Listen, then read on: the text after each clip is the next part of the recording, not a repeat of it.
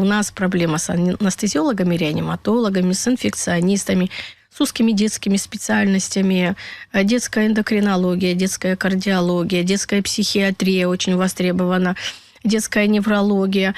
Ну и плюс там эндоскопистов не так много, там эти врачи, рентгенологи, радиологи, онкологи. Это очень востребовано. И, конечно, наших ординаторов, тех, кто поступает в ординатуру, мы ориентируем именно на эти специальности. Но многие вернулись в этом году. У нас вернулась лор-врач. У нас 2 новых лор-врача молодых, которые работают в наших лечебно-профилактических учреждениях. У нас вернулся в Гагру врач, которого мы оплачивали, ординатора, который врач-анестезиолог-реаниматолог Гагрской ЦРБ.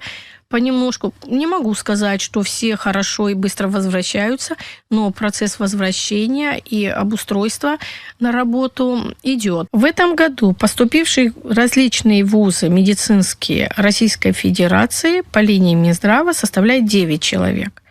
Из них 1 поступил на санитарно-профилактический, 4 на педиатрический и 4 на лечебный факультет.